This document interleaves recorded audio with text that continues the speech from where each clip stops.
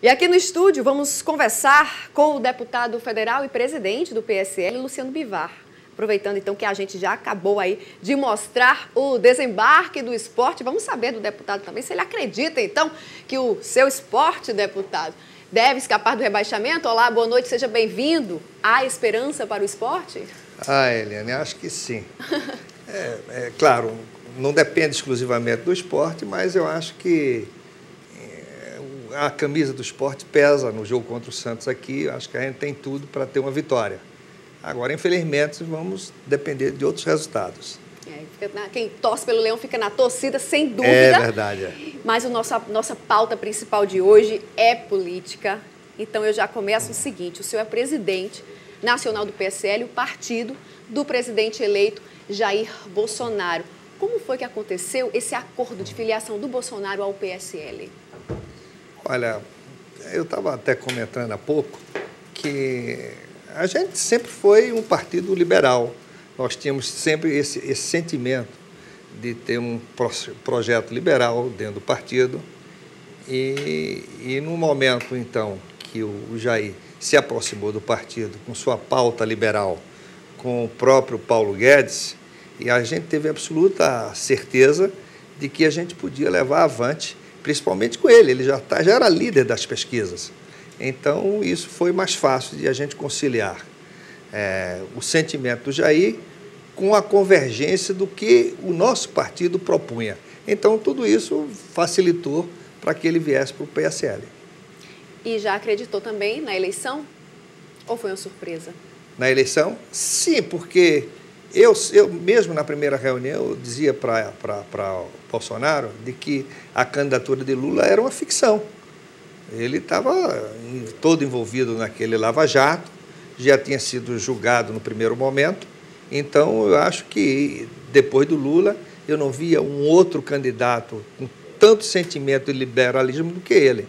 Então, eu acho que essa foi a fé de que a gente apostou, de que a gente poderia mudar com Jair Bolsonaro candidato. Com Jair Bolsonaro eleito, agora as atenções estão muito voltadas para o novo governo. E está naquele momento de transição e formação também do novo governo. O senhor, como presidente do partido do Bolsonaro, tem contribuído de alguma forma com as negociações? Não, na verdade, isso está mais o Onyx que está fazendo isso, né? Eu estou agora como presidente do partido, reassumi logo após a eleição dele, e nós estamos muito preocupados em quê? Em que a gente mantenha essa unicidade do partido. Esse é o objetivo número 1. Então, eu estou muito voltado a isso aí, embora não deixe de um momento ou outro conversar com algum líder, né? O líder de alguns outros partidos. Isso a gente tem feito. Vários ministros já foram anunciados, então, pelo presidente eleito. E eu gostaria de perguntar se o senhor concorda com as escolhas até então? Olha, as escolhas dele foram as escolhas que ele falava de campanha, né? Que ele dizia que as escolhas ela não ia ter um sentimento partidário, né? Ou partidarista. Agora, embora há uma coincidência de 3 dos ministros são do Democratas, mas isso não significa de que foi uma conversa entre o Planalto, o futuro Planalto, né, o poder do Planalto, e o Partido Democratas. Isso foi uma questão realmente de definições do que era melhor para a sua gestão à frente do governo brasileiro. Mas, de alguma forma, esse espaço que o DEM tem recebido incomoda o PSL? Não, é uma coisa, você me provoca, Eliane, porque de toda sorte... O Brasil tem feito essas perguntas? Porque de toda sorte, quer dizer, os meus correligionários, a minha bancada, também ficam preocupados com isso. Sim. Mas eu, particularmente, eu acho que são coisas muito, realmente, de uma escolha independente disso. Eu acho que em nenhum momento foi conversado com o presidente do DEM, o ACM, nada disso. Isso foi uma escolha espontânea. O seu nome tem sido cotado para assumir a presidência da Câmara Federal, inclusive defendido pelo Major Olímpio, que é um braço direito de Jair Bolsonaro. Eu vi que semana passada o senhor esteve na casa de Jair Bolsonaro. Ele tem se mantido ali na tentativa de ficar imparcial nesse momento, até porque ainda é um assunto delicado, a presidência da Câmara, mas o senhor chegou a conversar com ele sobre isso?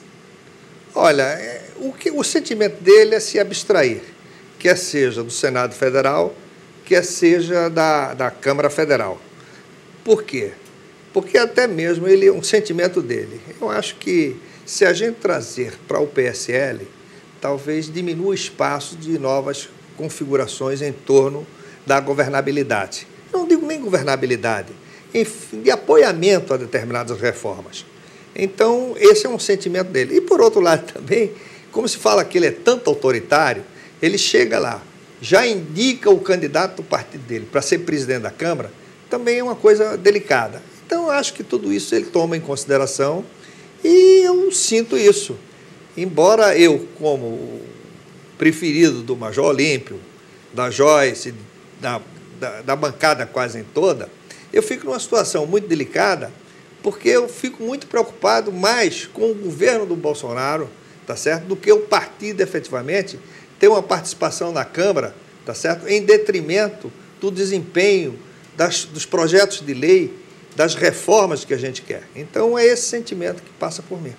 Até agora eu fiz muitas perguntas sobre política, principalmente, mas além de presidente do partido, né, do presidente Jair Bolsonaro, o senhor também é deputado, reeleito deputado federal, com mais de 117 mil votos aqui por Pernambuco. Quando assumir essa reeleição, qual será a prioridade do seu mandato? Olha, Eliane, eu estou até um pouco contente, porque com um partido pequeno, antes, Bolsonaro, né? Quer dizer, os nossos projetos de lei, elas nunca iam realmente à pauta. E agora eu acho que a gente vai ter mais força dos projetos de lei nossos e à pauta. Então, temos algumas coisas. Eu presido a Comissão Parlamentar em Defesa do Imposto Único. É uma das coisas que eu, voltando agora à Câmara, vou reassumir essa comissão parlamentar, né? Tem também a questão da simplificação tributária do Imposto Único. Embora isso tenha que conversar também com o ministro da Economia, Paulo Guedes, né? E mais o Marco Sintra também está lá, também são coisas que a gente procura levantar. Então, tem uma série de outras propostas, projetos de lei nosso, que eu espero que agora, voltando à Câmara, a gente coloque isso em pauta. Então, vou pegar esse gancho da reforma tributária e de Paulo Guedes também, que o senhor acabou de citar na sua resposta. Ele disse o seguinte, que na reforma tributária ele pretende diminuir para 25% carga tributária em 10 anos. Alguns economistas chegam a discordar disso, mas qual é a sua visão? Olha, eu acho que é possível, sim. No momento que você simplifique a carga tributária, você pode até, de forma mais simplória, diminuir isso, você aumentando a base contributiva. No momento quando todos pagam menos. E se você fizer um imposto único federal, aglutinando vários impostos no só, com certeza a carga tributária será menor, principalmente aquelas rubricas onde você tem um tributo definido para um determinado setor da produção ou do produto brasileiro. Então, o sentimento que tem que você fazendo essa reforma dessa forma, você pode atingir sim isso que o Paulo Guedes pretende.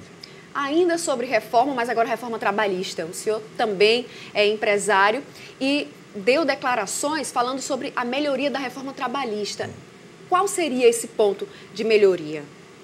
Olha, o ponto de melhoria é que a gente tem que pensar não praticamente dos 20% que estão empregados. Temos que pensar nos 80% que estão desempregados. E você tem que facilitar o ingresso desse pessoal ao mercado de trabalho. E no momento que você põe barreiras, põe um custo muito alto para o empregador, isso dificulta. Você tem que ter realmente uma flexibilidade muito grande para aumentar realmente esse campo da força de trabalho no Brasil. Então, eu acredito que você, com a simplificação e com a flexibilização das leis trabalhistas, você vai proporcionar mais postos de trabalho. Uma obra importante para o Nordeste é a Transnordestina. Essa semana chamou a atenção, ganhou destaque, de acordo com depois da declaração do governador Paulo Câmara, né, que ele falou sobre a agilidade nessa obra. E é importante, de fato, para o Nordeste. Já chegou o senhor, ou que tenha conhecimento, alguém já conversou sobre essa obra, sobre a importância dessa obra para o presidente? Não conversamos. Eu particularmente, também eu não estou dentro da CCBB, do prédio da transição. Eu estou muito voltado hoje para o partido. Mas as conversas de corredores, as conversas que a gente tem tido, às vezes, extra, em restaurante, em algum lugar, o sentimento é que o Nordeste tem que ter um tratamento especial. E eu, como pernambucano, e como deputado federal outorgado pelos pernambucanos, eu vou ter todo o interesse que olhe, tá certo? O Nordeste como um todo e especificamente o meu estado de Pernambuco.